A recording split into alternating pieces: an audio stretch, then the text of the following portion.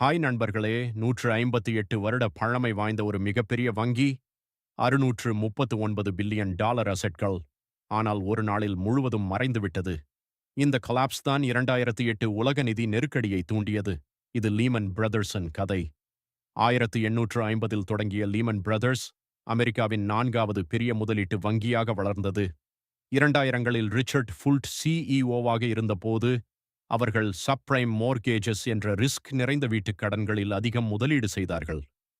Mortgage packet securities MBS மற்றும் கொலட்ரலைஸ்டு டெப்ட் obligations சிடிஓஎஸ் என்ற சிக்கலான பத்திரங்களை உருவாக்கி விற்றார்கள். ஹவுசிங் மார்க்கெட் பூம் ஐ பயன்படுத்தி பெரிய லாபம் சம்பாதித்தார்கள். ஊழியர்களுக்கு பில்லியன் டாலர் போனஸ் கொடுத்தார்கள். ஷேர் விலை உயர்ந்தது.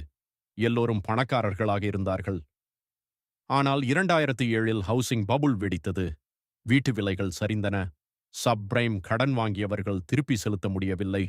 லீஹ்மனுக்கு பெரிய நஷ்டம்.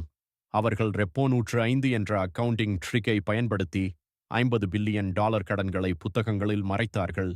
ரிஸ்க் மேனேஜ்மெண்ட் இல்லாமல் அதிக லெவரேஜை கடன் எடுத்தார்கள். 2008 ஜூனில் முதல் குவார்ட்டர் நஷ்டம் 2.8 பில்லியன் டாலர். செப்டம்பர் 10இல் மற்றொரு 3.93 பில்லியன் டாலர் நஷ்டம். பார்கிள்ஸ் மற்றும் பேங்க் ஆஃப் அமெரிக்காவிடம் விற்க முயற்சி செய்தார்கள். ஆனால் அரசு உதவி இல்லை. எல்லா பேச்சுவார்த்தையும் தோல்வியடைந்தது.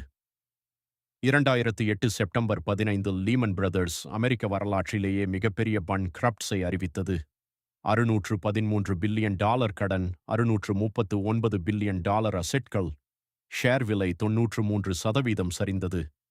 26,000 ஊழியர்கள் வேலை இழந்தார்கள். உலக பங்கு மார்க்கெட் 10 டிரில்லியன் டாலர் மதிப்பை இழந்தது. டவ் ஜோன்ஸ் ஒரு நாளில் 4.5% விழுந்தது. இந்த கொலாப்ஸ் தான் உலக நிதி நெருக்கடியை முழுமையாக தூண்டியது. பல வங்கிகள் திவாலாகும் நிலைக்கு வந்தன. அமெரிக்க அரசு 700 பில்லியன் டாலர் பெயில்அவுட் திட்டத்தை கொண்டு வந்தது. கிரேட் ரெசெஷன் தொடங்கியது. பாடம் என்ன தெரியுமா? அதிக ரிஸ்க், மோசமான ரிஸ்க் மேனேஜ்மெண்ட், அக்கவுண்டிங் ட்ரிக்ஸ் இவை எந்த பெரிய நிறுவனத்தையும் அழிக்கும். லிக்விடிட்டி மற்றும் டிரான்ஸ்பரன்சி மிக முக்கியம். நீங்கள் இன்வெஸ்ட் பண்ணும்போது நிறுவனத்தின் டெப்ட் ரேஷியோவை கவனமாக பாருங்கள்.